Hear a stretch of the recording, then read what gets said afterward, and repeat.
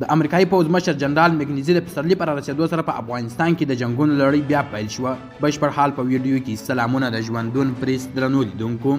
د امریکایي پوځ مرکزي قومندانۍ کې د منځني ختیځ او سویلي اسیا څانګې مشر جنرال فرانک مګنیزي اندېښنه څرګنده کړې چې داعش خراسان ډله په افغانستان کې وده کوي او د پسرلي له پیل سره به دا سخت دریځي وسلواله ډله بریدونه ډیر کړي. دا لوړ پوړي امریکایي جنرال ادعا کوي چې طالبان په افغانستان کې د داعش خراسان ډلې په ځپلو کې پاتې راغلي.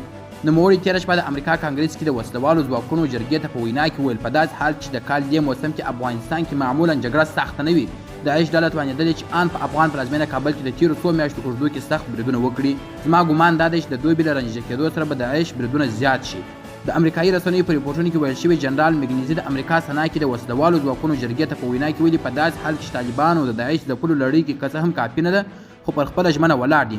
په افغانستان کې له القاعده وسلوالو سره په مخالفت کې بیا کلک نه دي پاتې شوي.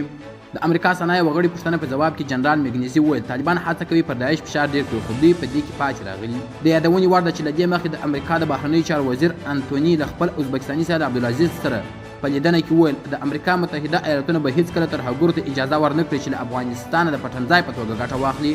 طالبان تل ادعا کوي چې داعش ورته ګواښ نه دي. طالبانو د امریکا سره د سولې په هوکړه کې ژمنه کړې چې اجازه نه ورکوي د افغانستان خاوره د نورو هیوادونو پر ضد وکارول شي.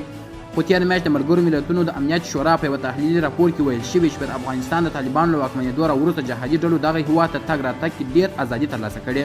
په راپور کې راغلي افغانستان کې د منځني اسیا هیوادونو سفارتونه د دې شاهد دي چې د دې ډلې څو مشران په ازاد ډول کابل ته سفرونه کړي. قدرمنو لیدونکو ډېره زیاته مننه چې ویډیو مو تر پایه وکتل. زموږ همدغه یوټیوب چینل د سره سبسکرایب او ویډیو مخ ته شیر کړئ. تر بیا او بلې ویډیو د الله په امان.